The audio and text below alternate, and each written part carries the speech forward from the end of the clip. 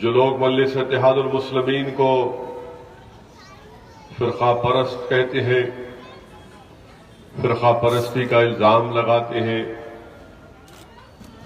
शायद वो मजलिस की तारीख से नावाकिफ होंगे। ये जलसा मरहूम कायद मिल्लत के उन्वान से मुनक्कद किया गया है।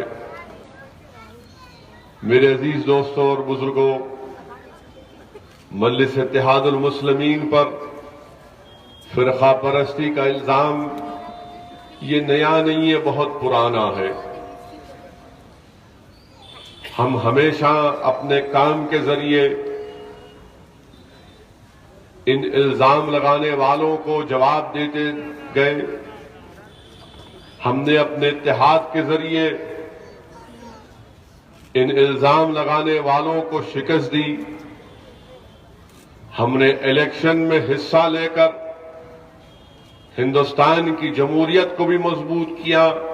11 अप्रैल के दिन सुबह के अवलीन सातों में निकलकर अपने वोट का इस्तेमाल करिए। मजलिस इत्तेहादुल मुस्लिमीन के उम्मीदवार को कामयाब करिए। मजलिस इत्तेहादुल मुस्लिमीन ने यह फैसला भी लिया कि हैदराबाद की पार्लियामेंट की सीट से हटकर जो दीगर 16 पार्लिमानी सीटें हैं, हल्के हैं, वहां पर मजलिस इत्तेहादुल मुस्लिमीन केसीआर की तायीद करेगी। मजलिस इत्तेहादुल मुस्लिमीन ने फैसला लिया कि पड़ोसी रियासत आंध्र प्रदेश की जो 25 पार्लिमानी सीटें हैं, वहां पर मजलिस इत्तेहादुल मुस्लिमीन जगन मोहन रेड्डी की तायीद करेगी।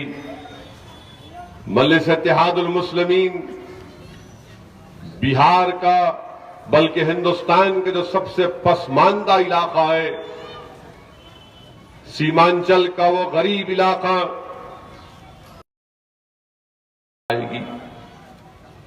मेरे अजीज दोस्तों और बुजुर्गों, जमहूरियत की कामयाबी, जमहूरियत की मजबूती और जमहूरियत को अपने मसाइल के हल के लिए इस्तेमाल करने के लिए बहुत जरूरी है कि आप तमाम अपने वोट का इस्तेमाल करें। यकीनन ये हम तमाम के लिए एक बड़ा लम्हे फिक्र है, तशवीशनाक बात है कि हर इलेक्शन में हमारा पोलिंग परसेंटेज गिरता जा रहा है। और फिर जब इलेक्शन कमीशन ने अपनी तारीख का ऐलान किया और हमको बहैसियत मुल्क पार्लिमानी इंतखाबात को जून की 3 तारीख से पहले उसको खत्म करना है, तो रमजान तो हर हाल में आएगा। मगर जो लोग फिक्रमंद हैं कि रमजान में वोट नहीं डाल सकेंगे मुसलमान, मैं उनसे कह रहा हूं मेरे भाई, तेलंगाना में असेंबली का इलेक्शन हुआ तो जुमे के दिन पोलिंग हुई। उस वक्त भी हमारे पास थोड़ी तशवीश थी कि जुमे का दिन है, कैसा होगा। मगर मैंने बार बार आपसे कहा कि जुमे का दिन मुबारक दिन है, हमारी पोलिंग होगी। जानते हैं कि 70 साल पहले जब ये मुल्क आजाद हुआ, अंग्रेजों की 200 साला गुलामी के बाद हमको आजादी मिली। जब अंग्रेजों को हिंदुस्तान को छोड़कर जाना पड़ा, जिसमें सन 57 की जंग आजादी में हमारी कुर्बानियां शामिल हैं, अंग्रेज जब इस मुल्क को छोड़कर गए 15 अगस्त के दिन 70 साल पहले भी रमजान था।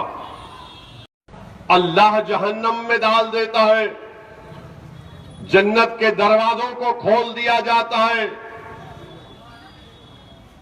नेकियों में इजाफा कर दिया जाता है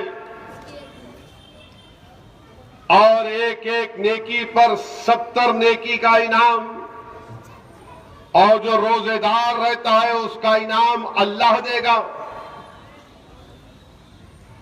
तो मेरे अजीज दोस्तों और बुजुर्गों, मुबारक महीना है। जो लोग रमजान को लेकर फिक्रमंद है कि कैसे पोलिंग करेंगे, मेरे दोस्तों, मुबारक महीना है। अल्लाह की रहमत जोश में रहती है। आप और हम साल के 11 महीने शैतान और नफ्स के भटकावे में आकर अपनी जिंदगी गलत रास्ते पर गुजारते हैं। तो सिर्फ 2 मशीन लगाने की जरूरत है। वोटर तो जा रहा है वोट डालने के लिए। इलेक्शन कमीशन ने कहा कि नहीं कर सकते भाई, हालात खराब, इसलिए सिर्फ पार्लियामेंट का इलेक्शन।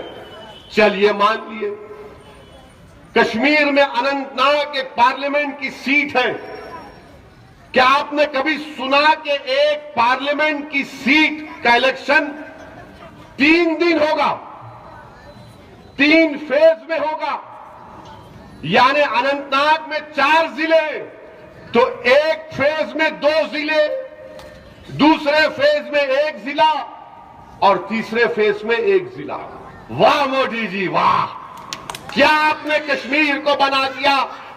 बादशाह था, 1815 में वो वाटरलू की जंग हार गया। वाटरलू की जंग हार गया, बहुत बड़ा। तो नेपोलियन अब मौजूदा जमाने में वापिस आया। किसी ने जोक लिखा, यकीन मत करिए। नेपोलियन वापिस आया, वापिस आकर अमेरिका के ट्रंप से कहा कि ट्रंप, अगर तेरे पास जो हथियार है मेरे पास होते तो वाटरलू की जंग नहीं हारता। वो आके मित्रों से भी मिला, मित्रों से मिलके बोला, मित्रों मैं वाटरलू की जंग हारता ही नहीं था। मित्रों बोले, कैसे मित्रों, क्या वजह बताइए? तो बोले, आपके साथ जो आपकी ताईद में मीडिया है, अगर वो मीडिया मेरे पास होता तो मेरे को जंग लड़ने की जरूरत ही नहीं पड़ती, मैं जीत जाता। अब आप बताइए, ये अभी ओनली 2 वाकयात शुरू किया हूं। इलेक्शन चलेगा अपन और बोलेंगे, मगर 2 से स्टार्ट की है, वो आगे बहुत है। मित्रों की लंबी फेरिस्त है, इसीलिए इनको बड़ी तकलीफ होती। ये शेरवानी असेंबली पार्लियामेंट में नहीं दिखना। इन्हें खड़ा हुआ कि कुछ ना कुछ, अरे हम बोल लेंगे और बगैर खौफ के बोलेंगे, इखलास के साथ बोलेंगे। यही मजलिस इत्तेहादुल मुस्लिमीन की खुसूसियत है कि 540 का ऐवान है और सबको इंतजार होता है कि हैदराबाद का ये शख्स क्या कहेगा। ये हैदराबाद का शख्स जो कहता है वो हैदराबाद की आवाम के। हमारे यहाँ मुख्तलिफ कंपनियों के इलेक्ट्रॉनिक्स और प्लास्टिक के तमाम सामान और फर्नीचर दस्तियाब है। एक मरतबा तशरीफ लाकर खिदमत का मौका दे। प्रोपराइटर हाफिज मदरुल्लाह बेग, अदर Baig, Albarkat home appliances, furniture and electronics, टायरबोर्ड, दिगलू नाका, नांदेड़।